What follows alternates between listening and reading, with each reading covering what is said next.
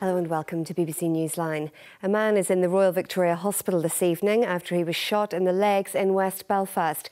Our reporter Helen Jones has been to the scene. It's understood the shooting took place close to the Jobs and Benefits office on the Falls Road. It happened around 8:30. A man has been taken to hospital with gunshot wounds to his legs. His condition is not known at this stage. Scenes of crime officers have cordoned off an area nearby. One local person I spoke to said there had been anti-social activity in the area shortly before the shooting.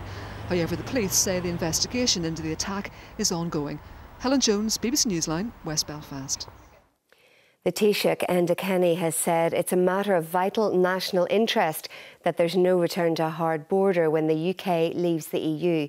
In a major speech on the implications of Brexit, Mr Kenny said it posed a serious threat to the Republic's future economic prosperity.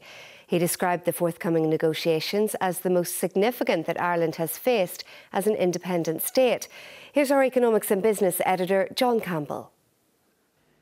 Enda Kenny was speaking in Dublin, but his speech was aimed at many audiences: Irish voters, fellow EU leaders, and a warning for the stormont parties.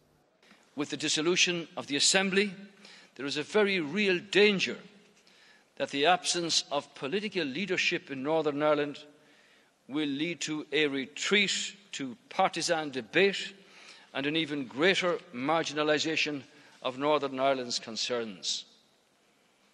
The Brexit process will not wait for another round of lengthy talks in Stormont. The future of the border is going to be one of the toughest Brexit issues. Neither the British or Irish governments wants a return to arrangements like this, but finding a way to keep the border in its current invisible state will not be straightforward. For example, there will have to be some form of customs checks. One of Mr Kenny's biggest challenges will be convincing other EU leaders that the border should not be hardened. The Irish government will oppose a hard border, argue for free movement on this island, seek European Union funding for cross-border projects, and protect the rights of European Union citizens, whether from north or from south. And the Taoiseach was not playing down the potential consequences for the Republic's economy. Brexit is a serious, direct threat to Ireland's economic prosperity. The potential impacts are profound right across the country. Key sectors, such as agri-food and fishing, face particular risks and challenges. Hanging over this speech was the question of who will be speaking for Ireland, as Mr Kenny's leadership comes under pressure. John Campbell, BBC Newsline. A man from Newcastle who was held at knife point in his home and had his car stolen says he feels victimised again by personal injury claims made by 3 police officers. They were in a car which was hit by Terence Duffin's stolen vehicle. He's been talking to Laura Truman.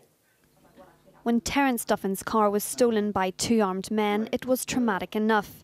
But months after it was written off in a police chase, he has had more unexpected news. He has received 3 personal injury claims from police officers. I just couldn't believe that this was happening to me. The insurance company told me they will send me a full details of all claims when the whole thing is settled. I reckon that will be about September, and then I will see where my no claims bonus stands. And so I just have to live with it. It's bad enough with the criminal case coming up, having this on top of me as well. The police chased Terrence's car from Newcastle to the Dunbar link in Belfast. It was here the 2 cars collided. We asked the PSNI if it was common practice for police officers to make civil claims against car owners, even if they weren't in the car at the time. They said they didn't hold this information and each incident would depend on individual circumstances. They said it would be a private matter between the individual officer, like any other citizen injured by a stolen car, and the insurance company involved. So how come they were successful against Mr Duffin? Lawyers said it's a quirk of the insurance system that claims against uninsured drivers are always directed to the car owner in the first instance. Terence has now replaced his car and is waiting to see just how high his next insurance bill will be. Laura Truman, BBC Newsline. In a statement this afternoon, the PSNI said the officers are not claiming against the victim's insurance. They're claiming against the Motor Insurers Bureau. The PSNI said it was a matter between the insured person and the insurance company whether or not the incident would be treated as a claim under their policy. A Belfast man has been jailed for 11 years for causing life-changing injuries to a young woman after he assaulted her with a claw hammer at her home. The judge, who sentenced 22-year-old Aaron Hyland from Catherine's Road in Ballymurphy, said the violence used against the woman, who is now 25, was sickening. Hyland admitted causing the woman grievous bodily harm with intent in October 2014. Afterwards, police welcomed the sentence and praised the strength and dignity shown by the victim. Sinn Féin Stormont leader Michelle O'Neill has rejected DUP calls for the controversial petition of concern to be scrapped. Ms O'Neill said the mechanism is needed to protect the rights of minorities in the Assembly. She was speaking at the launch of Sinn Féin's election manifesto. Our political correspondent Enda McClafferty was there. Michelle O'Neill's first priority today, funny enough, wasn't in the party manifesto. And again, high stools press office. High heels and high stools, she told her press team, don't go well together, nor, as she made it clear, do Sinn Féin and the DUP. We have public concern, public outrage, and the public are demanding answers in relation to the design of this scheme, and we know the RHI scheme has been all of the DUP's making, so we need to get to the bottom of all of that. So clearly, whilst there's a cloud hanging over Arlene Foster, she should not take up the position, and we certainly should not or will not support her in the position of First or Deputy First Minister or in the Executive Office. And those deep divisions have spread to the use of petitions of concern. Arlene Foster says the mechanism should be scrapped. Michelle O'Neill says no. The petition of concern needs to protect minority rights. It's others that have abused that position and have actually used it to actually deny people rights. That's not acceptable. Sinn Féin's manifesto sets out a list of 25 priorities, which include an island-wide referendum on Irish unity, full implementation of the RHI inquiry recommendations, securing designated special status in the Brexit negotiations, a commitment to equality and respect, including an Irish Language Act, and ensuring both governments honour and implement agreements in full.